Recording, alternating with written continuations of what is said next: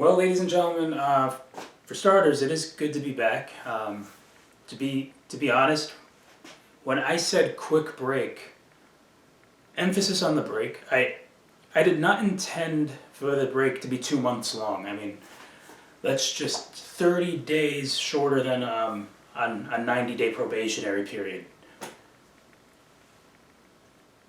I'm rusty, okay? Like these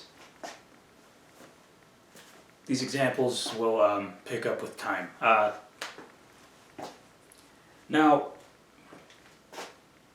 being gone for 2 months, as you can imagine, a lot has happened and so many missed opportunities to write something into the show. I mean, 2 weeks into August, what is there to talk about? I mean, we can't talk about the submarine. I mean, it was a submersible controlled by a wireless gaming controller and held together by Gorilla Glue and duct tape. Sad. We actually weren't going to talk about that in the first place. But how about this? Colleen Ballinger, or Miranda Sings, like everything that's been going on there.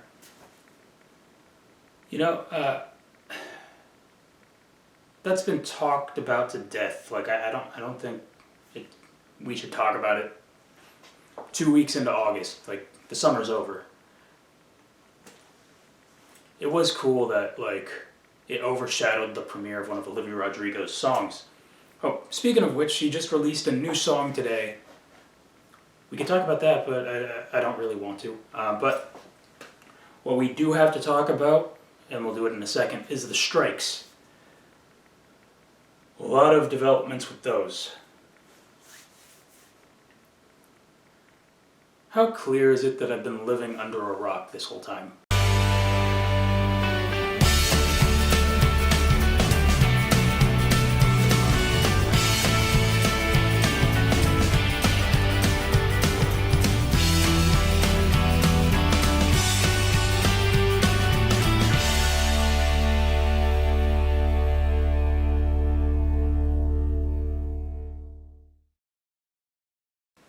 Welcome to the show, everybody. I'm your host, Rob Rodriguez. Now, before we go any further with the show, I do want to mention that since our last show, the actors have joined the writers on the picket lines. And here's what that means. It means now SAG-AFTRA and the Writers Guild of America are still fighting for reasonable benefits and a reasonable deal with the studios. And last week, SAG-AFTRA announced that actors are no longer supposed to talk about past work during the strike and the negotiations, which means rewatch podcasts are now off. What a shame. And that was rude. Sorry. And anyone who was booked to do a convention, all they can do basically is smile and wave. So basically everybody's in it for the photo ops, I guess. Now for social media and whatnot, the influencers have all made bold switches to their content. Like especially the ones who talk about movies and TV shows. They're not talking about food, so go get it, I guess. That's kind of a bold way to show that you're in solidarity with the strike. Now what does that mean for this show? Well, I've decided that I'm going to continue doing the show as is. Like, whether it's the pop culture references, the current events, the scenarios that really sound stupid but make you think. It's just what the show has always been. And the decision to keep it on during this whole time, despite technically being a late night show.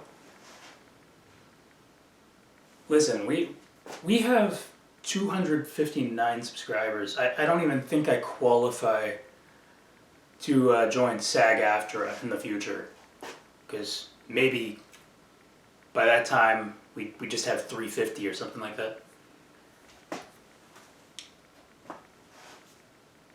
So I acknowledge that some people will show their criticism. They'll look at me like I'm a scab. Yeah, but you know, I'm trying to learn not to let things bother me, and besides, it's fine because I already get looked at like a simp and a scrub. The more you know. All right, now on to the topic. You know, no matter what point in life we're at, some of us learn over time, while others right away. A lot of people don't mind their business, do they? I mean, I've heard of Big Brother is watching, but if you think about it, somebody's Big Brother is listening in and knows that you accepted 2 dates to the prom and didn't tell either about the other, you know? Alright, that may be an iCarly reference, but you know how it is. You know that feeling when you're having a conversation and it gets really quiet in the Walmart? For example, you know, when you drive for Uber or Lyft. I mean, I've driven a time or two. Maybe 50. But the different drivers that you encounter while ride sharing, you know, you get a variety of them. You know, you get the bitter, you get the quiet, you get the awkward, and sometimes the creepy. No, I do not drive for Uber. But I tell you, one time I ordered an Uber and the driver was so outgoing. I mean, we had this conversation, it was like we were best friends, that whole 4-minute drive from Subway to my house. Good times. Now, you know, if you ride share, occasionally, you know, you'll get passengers who don't really want to include you in the conversation. They don't really want to talk much. I mean, I heard there's a feature of how much talking you want during your ride. I'm yet to see if that's real. You can't trust everything the internet tells you, I swear. But imagine they're having a loud conversation in your car, and like you just can't help but think it's inviting and that you can just jump in at any time. Like, oh my God, did you see that? Did you see that cashier, man? Oh yeah, that guy was such a dork. I mean, he wanted to start a conversation with us, but nah, man. Why are you so corny, bro? Yeah, corny. That's the word. Yeah, he sounds like such a character. I'm sorry, we weren't talking to you. Okay, my bad.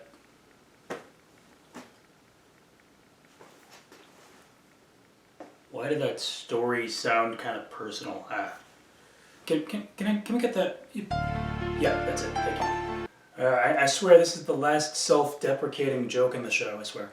But you know, the workplace is often full of people who like to start trouble. I mean, take this. You got like 2 coworkers who become friends, just friends. You know, happens to be a beautiful woman in her late 20s and a simpy-looking 21-year-old guy. You know, everybody in the workplace takes note of this friendship, and they decide to bring it to the assistant manager's attention. I wasn't there, but I can imagine, with the incompetence of these coworkers at the time, it probably went something like this. Gee, I don't know, boss. I see these 2, you know, they're inseparable, boss. You know, they just never leave each other's side. I swear I saw this guy waiting outside of the restroom for her one night. Okay, I mean, allegedly, you can't say that. You can't make claims like that if they're not true. Okay, you know, I'm sorry, boss. I'm just making just giving examples of things that I may have saw. I don't know. I'm half blind. One of my eyes has cataracts, boss. But they're just always together. Brushing each other's butts. It's weird, boss. He's always in a personal bubble.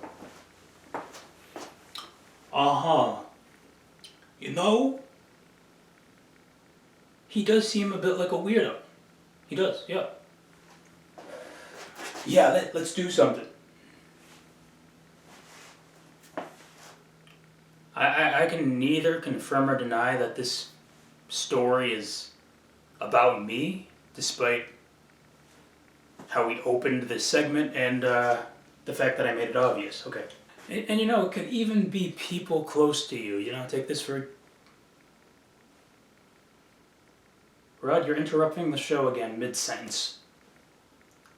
Well, I'm doing well. Thank you for asking. What's up, Rod? I see you changed things up this week. Well, I had to because you made me self-conscious. I mean, just imagine being in an Uber and you're driving and then you got two passengers that are just talking very loud. Hey, Rod. You know what you look like? What? The spokesperson for Brawny Paper Towels. Zing! Ha ha! Why do you always have to do me like this? Listen, true friends are honest with each other.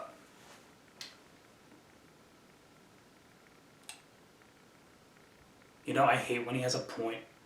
Something about me is every summer, for the last 7 years or so, I like to watch Big Brother on TV. Now, when I tell you the amount of drama and betrayal and baggage that this show has for the last 24 years, you leave watching every episode, you turn it off, and it makes you think. They call that strategy. But every season there's always one player who plays all sides of the house, and they're basically the mastermind of the season, or maybe a mastermind for like a month or two. But also, I feel it's appropriate to combine multiple communities of fandoms here when I say, do you want to start an alliance? It's too late for me to get into the office. Rob, it's never too late to get into something. I mean, you do you. It's too late for me to get into the office. And speaking of Big Brother, during the strike, reality shows and soaps are going to be very present. I mean, take it from me, your host, the Scab. By the way, I want to mention that this show was written 100% by AI. An idiot.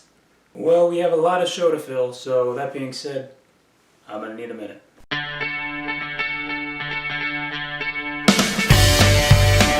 So I was driving the other day, just reflecting on some stuff. You got a fast car, and I want to take it to anywhere. Anyway, I was thinking about when I started out driving and, when I got my learner's permit and had it until I was 19 years old. I was a late bloomer. I remember something my parents told me while being taught how to drive was, when people honk at you, there's a way to tell the difference of the different lengths of honks. Like, someone's behind you, they go beep beep, okay, they're just reminding you to go, or they're telling you to go. But if they're behind you and they go beep, like, that really long beep that you usually hear if you're taking too long at a traffic light or someone's literally driving past you. I was told that means that driver is swearing you out. And when I found this out, I was a little offended, not gonna lie. It made me think for a while. And I was like, wow. I would have been less offended if they gave me the finger. It's time for that weekly list known as the possibility list. It's kind of like when radio DJs talk over way too much of the song. I mean, come on.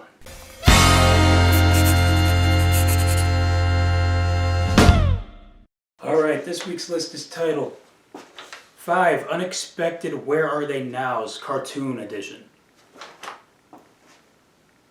This month, I've decided to make all the possibility lists increasingly obvious that I make them up, because I've been doing the possibility list for 8 years now, and people still buy it. They still think it's real.